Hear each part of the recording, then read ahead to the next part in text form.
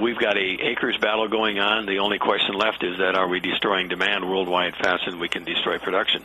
And we haven't. I thought we had that answered until today. So there is an economic malaise in the world that I think few farmers and few people in agriculture understand yet, and that includes China, Asia, India. China's got a 20% reduction in the growth rate of their economy. Yeah, they're growing at 9% or 8%, but that's a huge reduction, and that's probably optimistic. So does this report today change the direction we've seen in the market? I think it will initially. I always tell people that it's not so much it is the report and what it says, but how do we close today? And I think if we close lower today in corn and soybeans, then we got a problem that even I wasn't pessimistic enough. So the world and the marketplace will weigh. Okay, you got less corn to work with, but what is our demand going to be next year? And perhaps that's the rub. And if we see the economy getting worse and worse, then we're going to sell less and less. And of course, you've got the dollar exploding. And as a plug for Top Producer, we wrote an article on the dollar 3 months ago, and we've done nothing but just literally go higher. And if you look at a monthly standpoint, we may have a long way to go in the dollar. The U.S. is the safest haven for anything monetarily right now, whether you like us or not. And like our economic policies, we do attack them when we work with them. So the dollar could go a lot higher. I look at where we've been in the past, and this economic malaise in the world is much different than anything we've ever experienced before, including perhaps the 30s. You know, my father warned me of all this, but we did not have a world economy that was so interrelated. You know. Mm-hmm. And in other recessions, we've had major ones. It was just us in Europe, basically, Canada. We didn't care about Mexico or Russia or China, India. They had their own problems. So now we're all interrelated.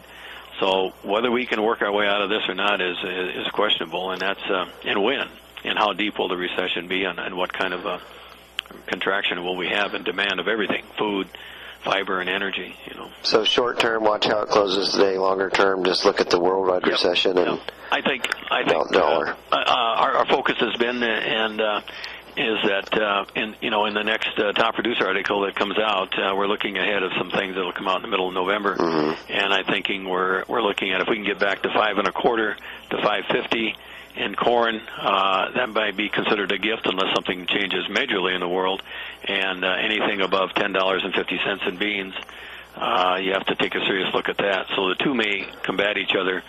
And the other assumption is that Brazil is in trouble. They may not get the capital to plant the beans. So will they actually reduce their production by through less fertilizer and less acres by 3 to 5%, as some think. So we've got time to work this out. The nice thing about the market collapsing to where it was is that it can't get much worse from here. I ask myself, if I've got corn that's unsold, and not all of it's cash contracted, I lifted some hedges last night. If I have some that's unsold, would I go out and buy more machinery and rent more land and buy more land at today's prices? If this is the most I ever thought I was going to get for corn was $4 a bushel on the Board of Trade, probably not. Then why would I not keep what I got in the bin? If it's already below cost of production, why would I sell it at a loss just to go out and rent more land and do the same thing again? So I think farmers are smarter than they were 20 years ago, and we understand that. You know, pay me more for my grain, or I just can't afford to plant it next year. And then that debate will be then whether or not the market says, I don't care if you plant it or not, we can't use it. And you watch energy. Does it go to $50, or are we done going down? And $50, $55 crude oil is going to put a world of hurt on ethanol.